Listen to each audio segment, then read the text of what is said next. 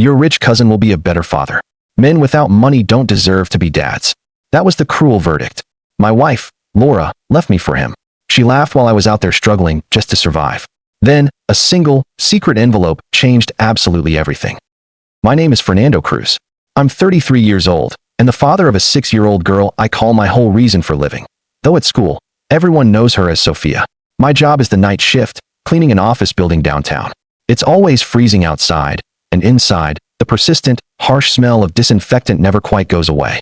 My constant companions are a beat-up thermos of stale coffee and a ham sandwich, tucked into a Ziploc bag I've probably washed and reused 10 times. The uniform is a faded gray shirt with my name sewn on wrong, Hernando. I never complained though. What can't be fixed just gets swept away with the rest of the dust. I still can't pinpoint the exact moment my life began to fall apart. Was it when Laura bluntly told me she wouldn't stay with someone who had no ambition?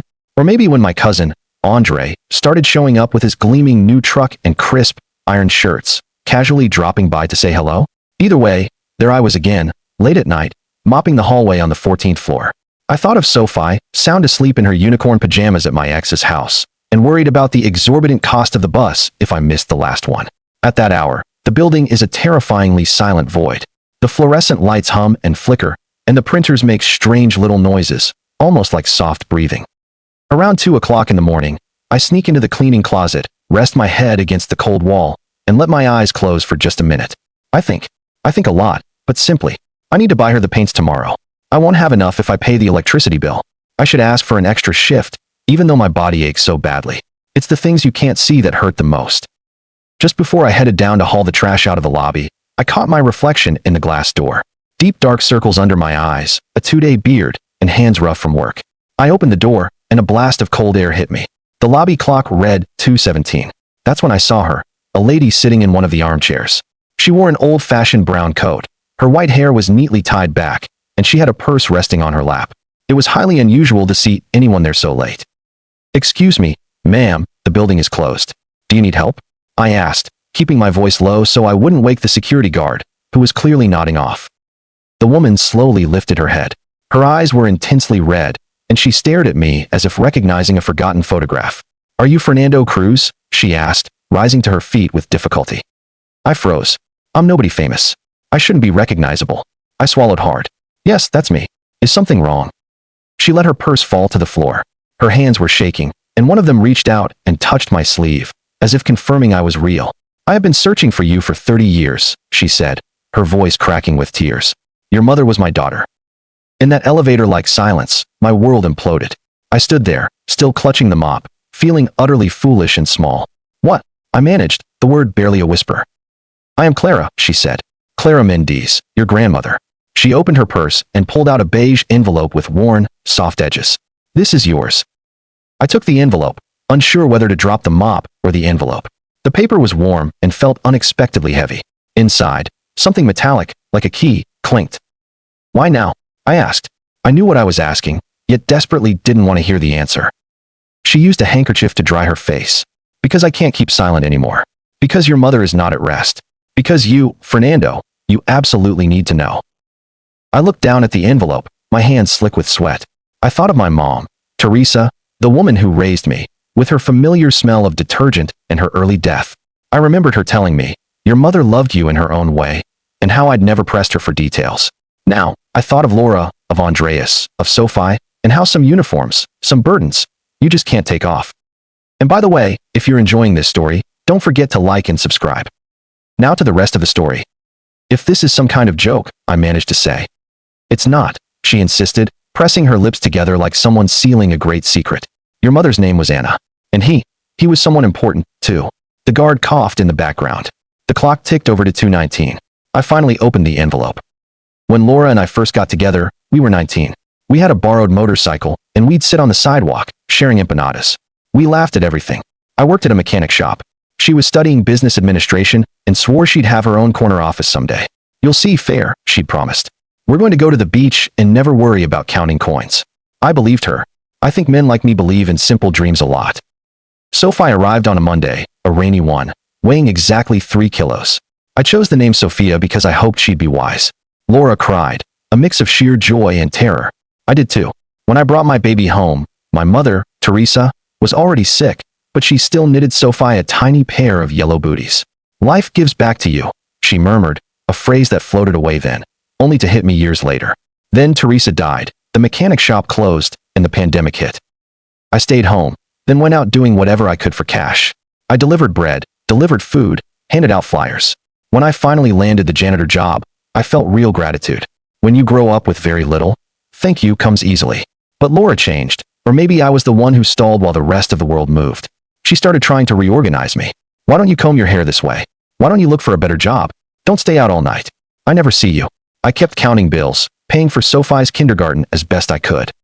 Then, one day at a family gathering, Andreas showed up with a blinding, commercial-ready smile and shoes that cost more than my monthly paycheck. "I'm in real estate," he announced. How lucky for him, I thought. He clapped me on the back. "Fair. You're always such a hard worker." The way he said it, like a pitying pat on the head, made my blood boil. He started coming around more often, just passing by. He brought expensive wine, good jokes, and sweeping promises for everyone. Laura's eyes would sparkle when he talked about international trips. I stayed quiet. How could my sad lunchbox compete with a sushi dinner? How could the bus compete with a truck full of buttery leather seats? I didn't see the final scene coming, but everyone later told me it was obvious. One afternoon, while I was fixing a broken faucet in the bathroom, I overheard Laura talking on the phone in the bedroom. "I can't live like this anymore. He doesn't change. No, don't tell your mom anything." Yes. That Sunday, I let the wrench drop. I picked it up, washed it, and placed it neatly back on the towel. That night at dinner, she delivered the news, flatly. "I'm going to tell you something, and I need you not to be dramatic." I was already beyond a bad state. "What is it?" "I'm with Andreas." I genuinely tried. "Fair, I did. But you don't aspire to anything. Sophie deserves more."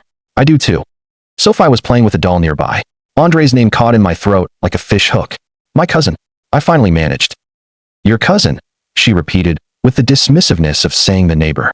She didn't even have the decency to lower her voice. My chest felt like it was on fire. "Look, I'm not going to keep Sophie from you," she continued.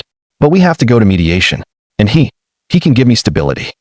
"I can too," I insisted, knowing I sounded pathetic. "You?" She let out a laugh, not loud, but a short, sharp snort of pure contempt, the sound you make when something is utterly unbelievable. "Dads without money don't deserve to have children," she declared. That was the first, never-forgotten blow. She said it, then calmly continued eating her food as if she had only mentioned we were out of bread. We went to mediation, then family court. Andreas was everywhere, strolling into the courthouse in his tailored blue jacket and shining watch. He paid for a lawyer with an expensive leather briefcase. I was stuck with a public defender who looked like he was juggling 10 cases at once. "You do not own your own home, Mr. Cruz," the judge droned, his face tired and sleepy. "You work all night. Who cares for the child? The mother has a stable home, a partner with income. It is in the child's best interest that primary custody remains with the mother." I walked out with a paper detailing my visitation schedule, alternate weekends, and one afternoon a week. It also mandated child support, 40% of my declared salary. I ran the numbers. It wouldn't work. I called Laura. "I can't afford that much," I told her. "Can you help me with her school supplies?" "No," she said. "That's what Andreas is for." I wanted to smash my phone, but I didn't. I called Sophie. "Are you coming to get me tomorrow?" she asked. I told her yes, even though it wasn't my day. Later, I had to explain, as gently as possible, that I couldn't make it. I just couldn't let her see me cry. The handovers started happening at the gate of her country club. I'd show up with my frozen, worn backpack and a plastic container holding an apple pie. Andreas would step out wearing sunglasses, even on cloudy days. Laura would glide up in a cloud of expensive perfume I'd never smelled before. Sophie would bolt toward me, hugging me tight. "Dad, look. We drew a picture of a dog today," she'd whisper, pressing the paper to my chest. Andreas would eye my phone and my beat-up sneakers. "Need anything, cousin?" he'd ask with a patronizing, advertising perfect smile. I'd just clench my jaw and force out, "No." One day at the gate, Laura spoke to me softly. "Look, if you want to see Sophie more often, you can, but you have to sign this paper waiving any and all claims. Andreas is putting her in a much better school. Don't be selfish, Fernando." "I'm not giving up my daughter," I told her, and the words sounded old, like a voice from a father I never really knew. It was a deep, ancestral voice. "Do her a favor, fair," she pressed. "Sophie can't live on your promises." That night, I didn't sleep at all. In the office building, I scrubbed the windows with such furious energy that I ended up with white streaks on my hands. I slumped in the cleaning closet, staring blankly at the wall. My shift partner, Joel, tried to console me. "Don't let them win, man. I know a guy who lost his kid, and later the kid wouldn't even look at him. Go and break yourself for her. I nodded. I'll break, I told him. I'd been breaking for a long time. And the breaking continued. A new notification arrived demanding an increase in child support. Their lawyer argued that men like me never fully declared our salaries because we always worked side jobs. I was furious. I submitted all my pay stubs. I declared myself in debt. I cut out every single expense. I bought nothing for myself. I darned SoFi socks. I learned how to glue the soles back onto my sneakers. All the while, a knot of dread, a stone, settled deep in my stomach, making me feel clumsy and heavy. Then came the night of the envelope, and all that immense weight shifted. I took the papers out of the envelope, handling them as if they were fragile glass. The first thing I saw was a photograph. A girl with dark hair, wide eyes, and a shy, soft smile. She was sitting in a park with a barely visible baby bump. On the back, a date was handwritten, 1991.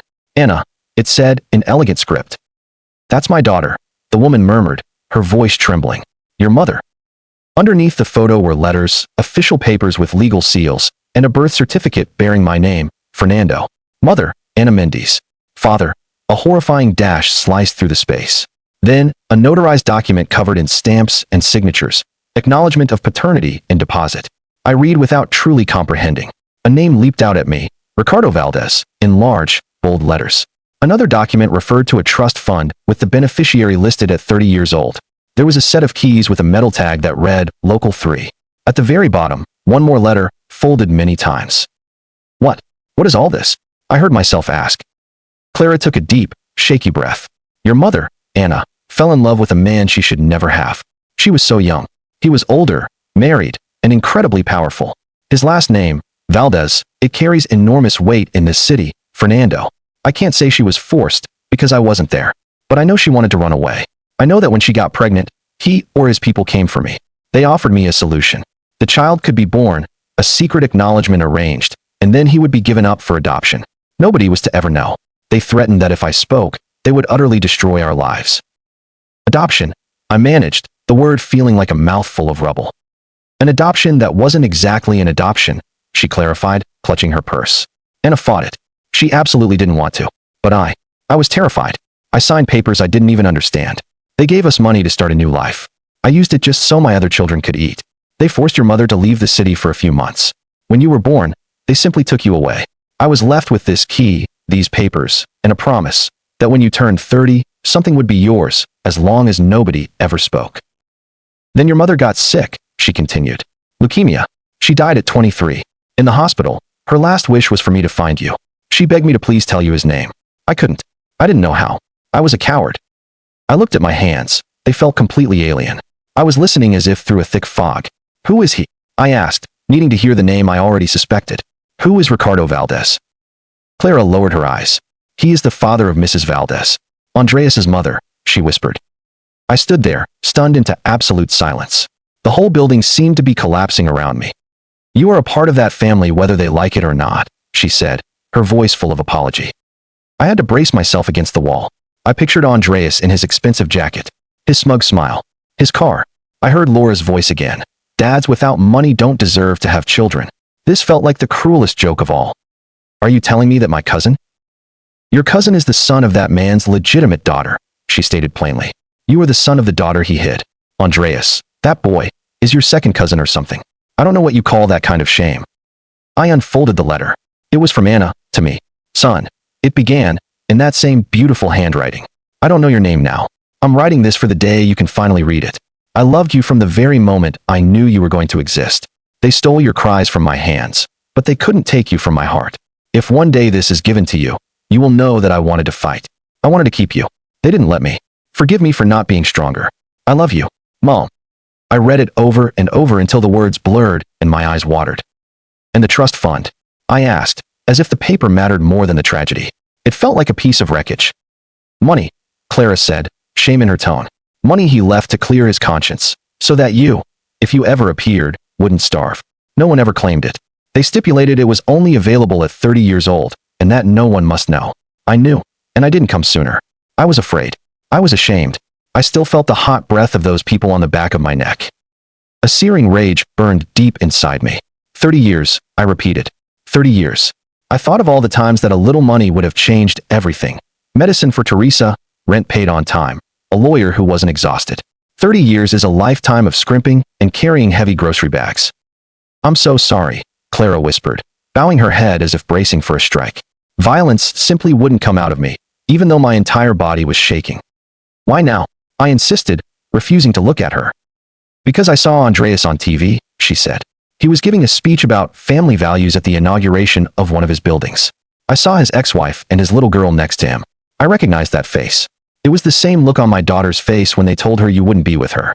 And I realized I don't have much time left. If I died, everything would be lost. She continued. I went to the firm mentioned in the papers. The notary is still alive. He confirmed the trust exists, that the shop is yours, and that your identity is proven. I came straight here.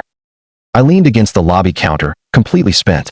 The guard peeked his head in, saw me crying, and quickly retreated. I wiped my face with my forearm.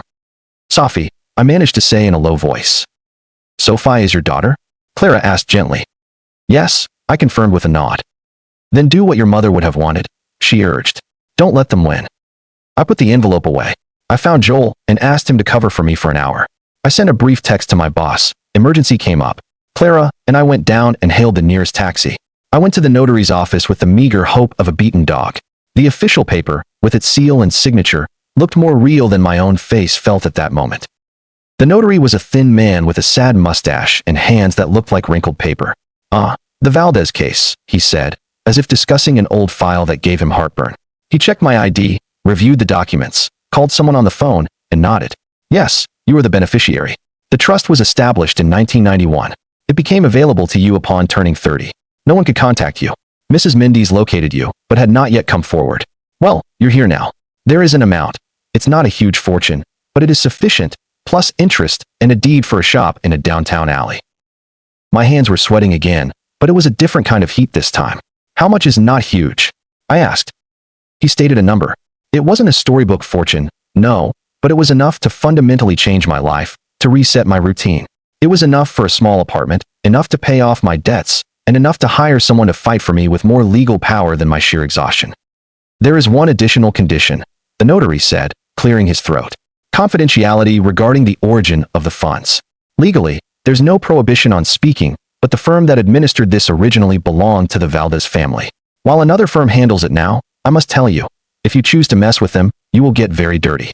If you simply want to claim what is rightfully yours, I will help you. I thought of Andreas, of Laura, of Sophie.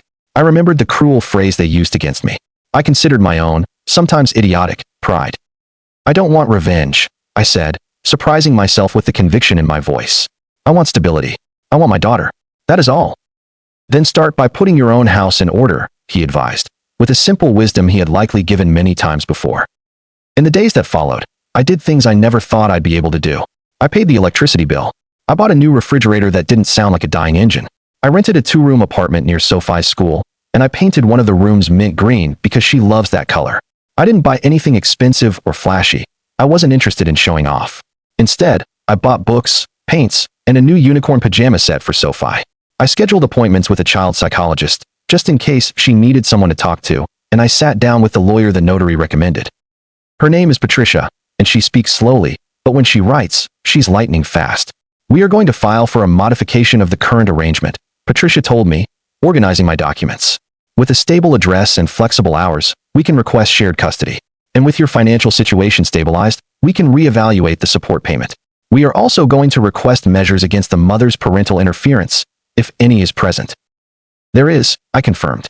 Lately, she hasn't let me talk to Sophie more than what the paper explicitly allows. Patricia nodded. Noted. I told Clara I was going to fight.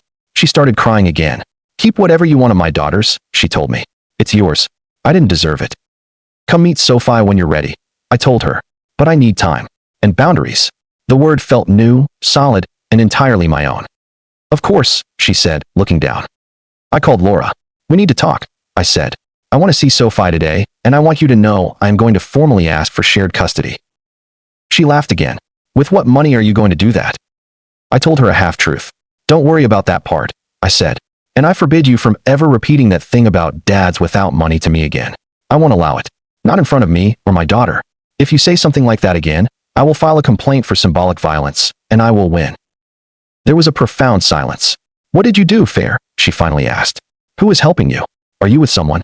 It was the familiar tone of contempt, but now edged with real curiosity. I'm not with anyone. I'm with myself, I said, and even I sounded different. I'm coming for Sophie at 5. When I arrived at the country club, Andreas didn't come down. Laura appeared, holding Sophie's hand. Hi, Dad, Sophie yelled, running and leaping into my arms. I held her tight and inhaled the apple scent of her hair. What is all this? Laura asked, staring at my clean shirt as if it were a fancy suit. It wasn't new, it was just clean. I realized that for the first time in months, I was the calm one. This is called setting boundaries, I told her, and stopping you from humiliating me. If you want to talk, it will be with respect. Discomfort flashed across her face. That word, boundaries. Now, everyone, she scoffed. Who do you think you are? I didn't care anymore. I had spent too many nights with my forehead pressed against a wall to apologize for my existence. See you on Monday at the hearing, I said simply. I took Sophie to the park near my new apartment. I showed her her room. It's green, she cried, happy as a jar of slime. She threw herself onto the bed. Dad, why did you leave the old house? She looked at me with those eyes that compel me to tell the truth. I didn't leave, love, I told her. We moved to a house of our own, and it's much closer to your school. We're still a team. That first night in the new place, Sophie left her teddy bear on my pillow. So you won't be lonely, she said. I had to bite my lip to keep from crying in front of her. We ate pasta with butter and grated cheese, and it was the most amazing feast. A few days later, we were in court. Patricia spoke. I told my story. Laura spoke. Andre spoke. He emphasized that stability for the child was his highest priority. Patricia asked him if he was married to Laura. No, he replied. Are you planning to get married? I don't see what that has to do with anything, he snapped, clearly annoyed. Well, it matters a great deal, Patricia countered. You are not a legal party to this parental authority. Mr. Cruz is the father. He now has a home, his hours are flexible, and he is fully compliant. The mother, conversely, has prevented contact on several occasions, and we have the documented messages. She projected on a screen the messages where Laura had canceled visits on a whim. Andreas's lips were pursed. Laura avoided my gaze. During the recess, Andreas approached me. Where did you get the money? He hissed, his teeth clenched. You mean the money I should have had for 30 years? I replied. He stared at me as if I'd spoken in a foreign language he refused to understand. What are you talking about? Nothing that concerns you. Just ensure you never disrespect me in front of my daughter again. His eyelid twitched. In that small, involuntary movement, I saw something that resembled fear for the very first time. The judge, a different one this time, a bald man with a cold kindness, provisionally granted shared custody. 2 weeks with one parent, 2 weeks with the other. The support payment was adjusted. Mandatory mediation was ordered to finalize the routine. I listened as if someone were finally translating my life into a language I could speak. Laura cried. I cried too. Sophie was outside with my sister. When I hugged her, she asked, what does this mean? That you're going to have 2 houses?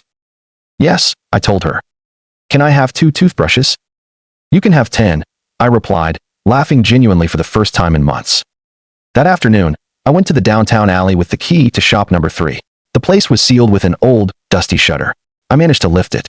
Inside, dust, wooden shelves, a counter, and a sign lying on the floor. It read, Mindy's Fabrics. It had been my grandmother's. It had been Anna's. It was Clara's. It was a piece of history that couldn't be stolen now. I took a deep breath, touched the walls, and ideas flashed in my mind like lights. I could open a small business, rent it to someone who needs a break, start a sewing workshop for single mothers. I didn't know yet, but it was mine. Clara came over for tea on a Saturday. Sophie said hello to her, not knowing who she was. I introduced them. Sophie, this is Clara. She is your grandmother Anna's mother. My great-grandmother? She asked, laughing at the size of the word. Clara started to cry. If you'll let me, I can be, she whispered. I nodded. We talked. We didn't talk about betrayal or grudges.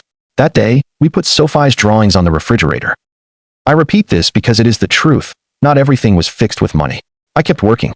I managed to switch from the night shift to the afternoon shift. My boss questioned it. Are you sure? You'll earn less. I gain life? I answered, and he just laughed. He didn't understand much, but he made the change for me. I opened a savings account. I bought a cheap watch, not to show off, but simply to make sure I wasn't late. One night, looking at the old photos Clara left me, I felt a deeper emptiness than all the others. 30 years of truth simply don't fit in a drawer. I thought of Anna, my mother, who loved me from a distance because it was the only thing they allowed her. I thought of Teresa, who raised me with hands that smelled of clean detergent. I thought of Ricardo Valdez, whose guilt was neatly organized into a trust fund that arrived far too late. And I thought of Andreas, and how money, that terrible animal, can be used to crush a person or to provide necessary support. Dad, Sophie called from her bed. You'll take me to the park tomorrow, right? Yes, I told her. Tomorrow, I'll take you. That simple certainty cut through me like a powerful light. I didn't fight with Laura just for the sport of it anymore. We sat down with the mediator and discussed practical, concrete matters. Wednesday she stays at your house. Friday's at mine. We split the doctor's bills. No more comments about money in front of Sophie. We signed it. When we needed to argue, we argued. When we needed to set boundaries, I set them. Andreas faded away for a while. Or maybe I just stopped looking for him. One day he texted me. Let's talk. I met him at a cafe. He arrived with the same watch, the same smile. I found out a few things, he said, lowering his voice. What things? That you're a family?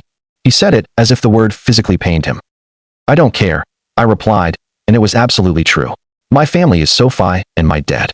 He looked at me, completely at a loss for words. Well, he sputtered. Good luck. He stood up. He didn't wish me ill. He didn't extend his hand. That was enough. Clara took me to the cemetery where Anna is buried. The grave had a few dried flowers. Hi, Mom, I whispered. It sounded strange, yet utterly honest. I placed a fresh flower there. I told her all about Sophie, her laugh, her bad temper when she's tired, her drawings. I showed her photos on my phone, as if she could see them. I told her I forgave her, even though I knew I didn't need to. I told her I also forgave myself for not asking sooner. I cried.